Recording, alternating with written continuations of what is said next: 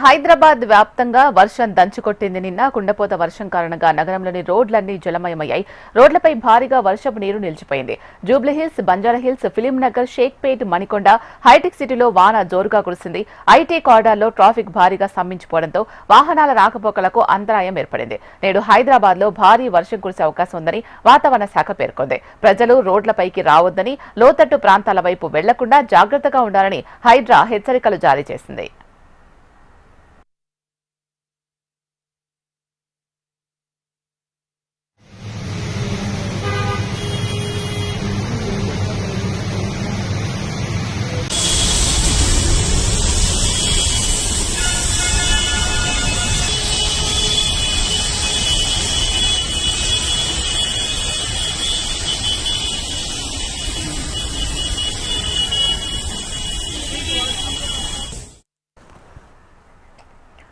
హైదరాబాద్ లో ఎడతెరిపి లేకుండా వర్షం దంచుకొడుతోంది. భారీ వర్షానికి రోడ్లన్నీ జలమయమయ్యాయి.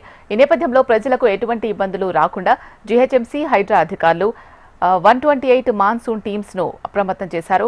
లాగింగ్ పాయింట్లను గుర్తించి ఎలాంటి ఇబ్బందులు లేకుండా సహాయక చర్యలు తీసుకోవాలని అధికారులు ఆదేశించారు. మరో 3 రోజుల పాటు వర్షాలు పడే అవకాశం ఉందని వాతావరణ శాఖ తెలిపింది.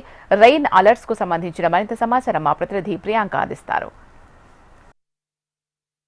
నగరంలో మళ్ళీ వర్షం మొదలైంది. నిన్నటి వరకు చూసుకున్నట్లయితే కూడా సాయంత్రం సమయంలో వర్షం కురిసింది. అదే విధంగా ఈ రోజు కూడా వర్షం అయితే కురుస్తుంది. అయితే మరో 2 రోజుల వరకు కూడా వర్షాలు ఇలానే కురుస్తాయని వాతావరణ శాఖ అధికారులు అయితే తెలిపారు. అయితే మరోవైపు చూసుకున్నట్లయితే కూడా ఈరోజు ఉదయం నుంచి పొడి వాతావరణమే కనిపించింది. అయినప్పటికీ కూడా సాయంత్రం సమయంలో వాతావరణంలో ఉన్న తేమ వల్ల అయితే వర్షం మళ్ళీ మొదలైంది. చాలా చోట్ల ఇప్పటికే రోడ్లన్నీ కూడా జలమయమయ్యాయి.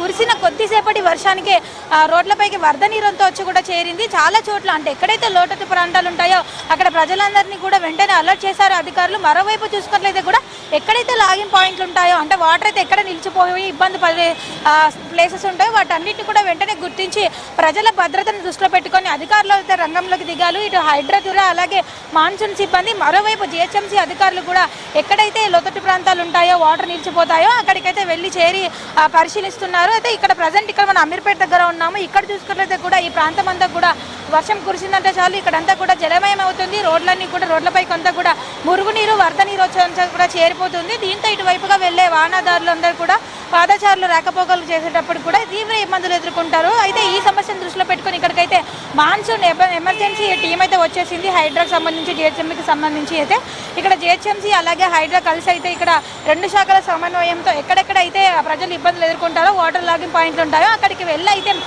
ప్రజలను రక్షించే విధంగా అయితే చర్యలు అయితే చేపడుతున్నారు. అయితే ఇక్కడ చూసుకున్నట్లయితే కూడా ఈ మ్యాన్హోల్ నుంచి వరద నీరు ఎక్కువగా పొంగి పొర్లుతుంది కాబట్టి అయితే ఈ సమయంలో ప్రజలకు ఎటువంటి ఇబ్బందులు కలగకుండా ఉండడం కోసం అయితే అధికారులు రంగంలోకి దిగారు.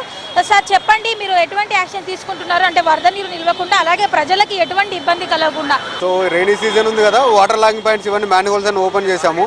2 days బ్యాక్ పడిన వర్షంలో ఇక్కడ అంతా ట్రాఫిక్ జామ్ అయింది. వాస్తవానికి అంతా వాటర్ లాగింగ్ అయింది. సో బిఫోర్ దట్ ఈసారి ముందుగానే ప్రికాషన్స్ తీసుకుని హైదరాబాద్లో సపోర్ట్ తీసుకొని మ్యాన్హోల్స్ అని ఓపెన్ చేసేసి వాటర్ లాగింగ్ కాకుండా, ట్రాఫిక్ ఎటువంటి ఇన్కన్వీనియన్స్ కాకుండా, పబ్లిక్ ఇబ్బంది లేకుండా సో క్లియర్ చేస్తూ ఉన్నాం. అంటే ఎక్కడెక్కడ మనకి వాటర్ ఎక్కువగా ఆగే అవకాశం ఉందంటారు? నగరంలో చాలా చోట్ల కూడా ఇప్పుడు బస్తీలో కావచ్చు, ప్రధాన రహదారుల్లో వాటర్ ఎక్కువగా నిలిచిపోయి ప్రజలు ఇబ్బంది పడుతుంటారు కదా, సో అక్కడ మొత్తం యాక్షన్ తీసుకుంటున్నారు. సో సిటీ మొత్తం నేను అనలైజ్ చేయలేను, బట్ మా దగ్గర మాత్రం పర్టికులర్గా ఈ మైత్రివనం పాయింట్ ఒకటి, ముంగట ఈఎస్ఐ మెట్రో స్టేషన్ దగ్గర, ఎర్రగడ్డ మార్కెట్ దగ్గర, సో న్యూ బ్రిడ్జ్ దగ్గర ఇవన్నీ వాటర్ లాగింగ్ పాయింట్స్ ఉన్నాయి. అన్నీ కూడా ప్రాపర్ ప్రికాషన్స్ తీసుకున్నాము.